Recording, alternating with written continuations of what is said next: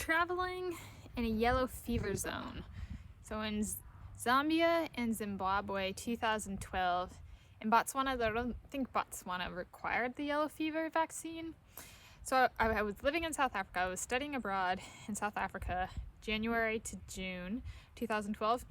And for a trip, I decided to go to one of the 7 natural wonders of the world, which is the largest quantity of waterfalls in the world, which is Victoria Falls. And they span Zimbabwe and Zambia. It's the Zambezi River that cascades over the rocks and forms the Victoria Falls, waterfalls. And so one of my friends and I, we decided to go. And to go to Zambia and Zimbabwe, the countries, at least one of them at that point in time, was in the yellow fever zone. And that means yellow fever is a disease, virus, whatever you want to call it, there, that still kills people. And it's a very deadly one, and a very serious one. And so we had to get vaccinated with the yellow fever vaccine before we could actually even go to the countries. And there were strict enforcement of that. So we had to go get our yellow fever vaccinations. And when we got our yellow fever vaccinations, we got little booklets. The squirrels are out eating dinner right now. Hi there. And we got Best. Hey, Best. Yeah, you just got camera time. And so we got our booklets, and we had to take our booklets with us at border crossings, both into and out of. So we flew into Zambia and out of Zambia back to South Africa. And so we had to have our vaccination booklets with us at both, like at the borders when we were going through customs. And so, yeah, that was kind of it. The vaccine didn't hurt at all.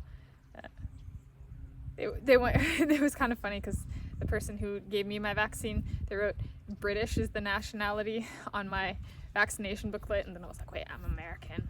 So that had to be changed. But yeah, so it's just a vaccination booklet. It's kind of like I got my passport, add the vaccination booklet. You got 2 things you hand over at customs or passport control or whatever you want to call it, or whatever it's called, depending on where you are in the world. It can be called different things.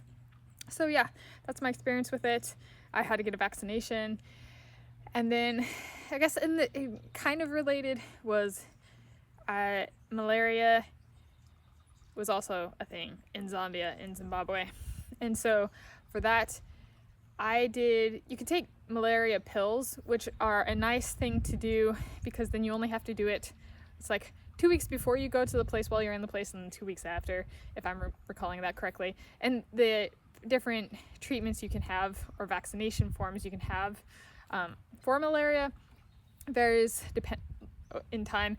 And they had different options. And so that arena of medical industry competition is kind of, at least at the point in time when I went in 2012, it was continually changing.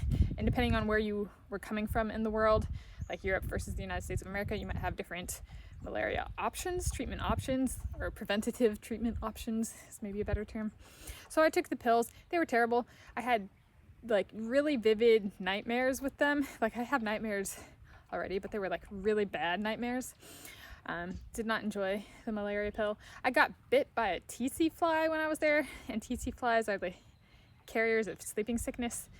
Though when I got bit, it oozed orange, and orange is like a serum, so that's a good sign that my body could fight off any infection, be it sleeping sickness or whatever. It was orange, and normally I don't ooze orange, so it was trying to give something. I don't know what it is, but my body fought it off, whether it was sleeping sickness or something else. So yeah, that was kind of fun. Just keep in mind if you're traveling in the world. So that was as part of my study abroad in South Africa. I went to Zambia and Zimbabwe and had to get extra vaccinations when I went to that country.